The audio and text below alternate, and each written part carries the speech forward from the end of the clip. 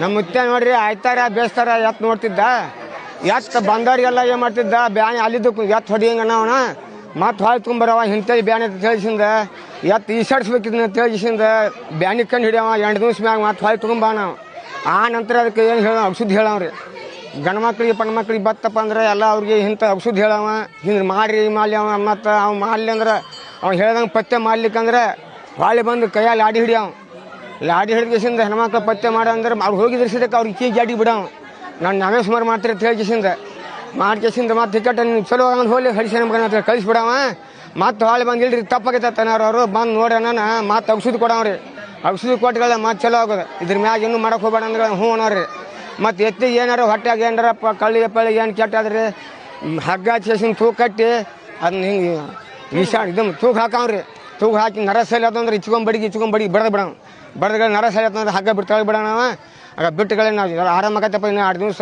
ಇದನ್ನು ಗಳೆ ಹೂಡಿಬೇಡ ಅಂತ ಹೇಳಿ ಬಿಡವ್ರಿ ಆ ನಂತರ ನಮ್ದು ಇಲ್ಲಿ ಮುಗಿತ್ರಿ ಆರಾಮಾಗಿ ಬಿಡೋದ್ರಿ. ಇವ್ರ ಅಜ್ಜವರು ನೋಡಿದ ಕೂಡಲೇ ಇದನ್ನು ತೊಗರಿ ಕಟ್ಟಿಗೆ ಕೋಡಿನೆಲೆ ಇರುತ್ತದೆ ಬೇಕಾದ್ರೆ ಕೊರಿರಿ ಅನ್ನೋ ಕೋಡಿನೆಲೆಯಿಂದ ತೊಗರಿ ಕಟ್ಟಿಗೆ ತರಿಸಿ ಕೋದ ತೊಗರಿ ಕಟ್ಟಿಗೆ ಹಿರಿದು ಬಿಟ್ರು.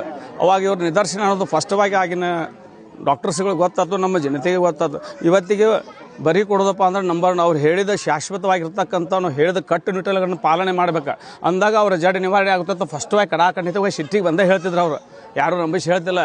ನೀವು ಕರೆಕ್ಟ್ ಮಾಡಿದ್ರೆ ಅದನ್ನು ಔಷಧ ತಗೋಲಿಕ್ಕೆ ಮಾಡಬೇಡ, ನನ್ನ ಹೆಸರು ಸುಮಾರು ಅಂತಾರಲ್ಲ ಅವ್ರು, ನನ್ನ ಹೆಸರು ನಾಮೇ ಸುಮಾರು ಮಾಡಬೇಡ ಅಂತ ಹೇಳ್ತಿದ್ರು.